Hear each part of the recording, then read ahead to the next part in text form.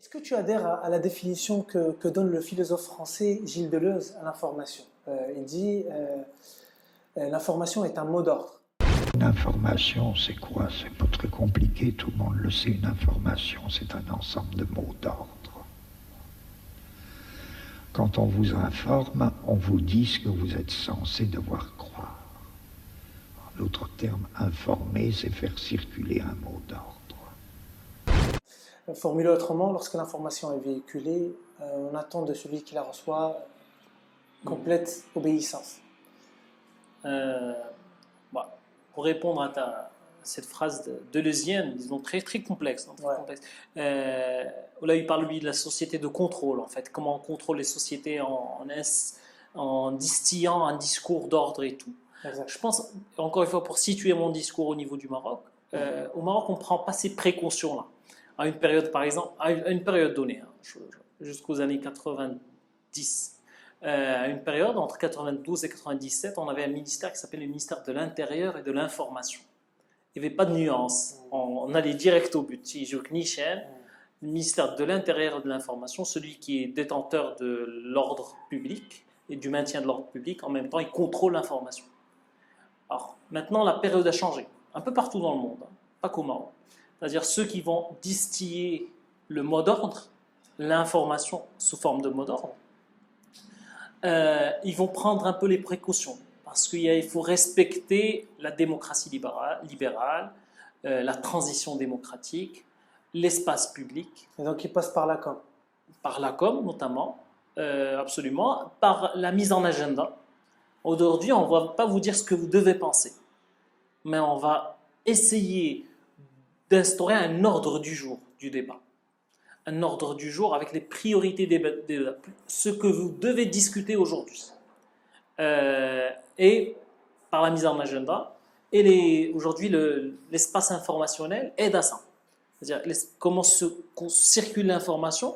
Comment le paysage médiatique est structuré, la manière dont il est structuré. Et surtout aussi l'espace public digital, c'est-à-dire réseaux sociaux et tout, comment l'information circule, fait que on va avoir une polémique chaque jour, une polémique en chasse une autre, et comme le temps s'accélère, une accélération du temps médiatique, temps même du vécu humain, eh ben les gens vont s'accrocher à une première polémique qui va s'effriter, le lendemain une deuxième polémique, et ainsi de suite, et les gens ne vont pas pouvoir discuter sur les informations essentielles. Regardez ce qu'est nos sujets de discussion au quotidien depuis 1 an et demi.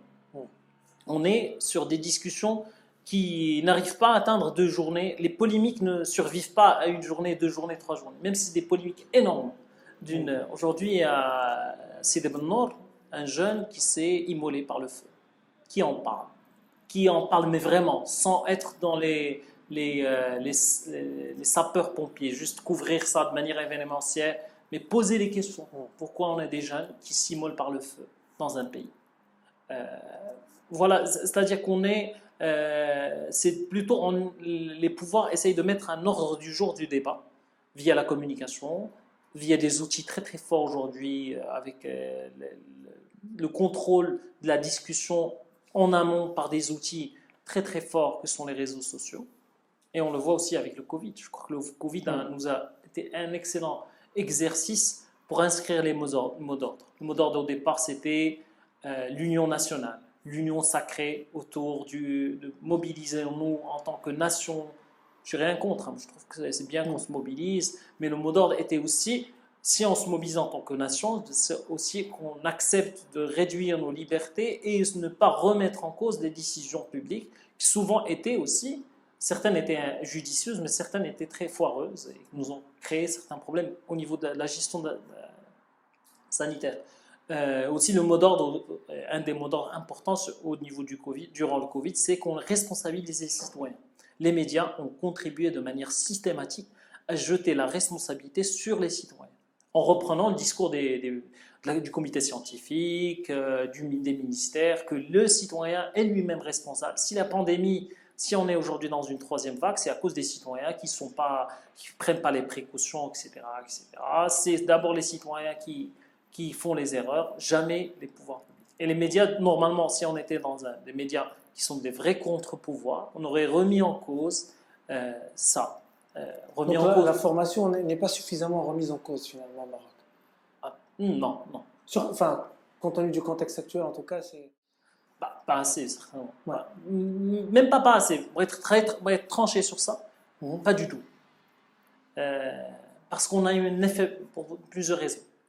On a eu censure, on est dans un contexte de censure et d'autocensure depuis 2010. On a eu un recul énorme.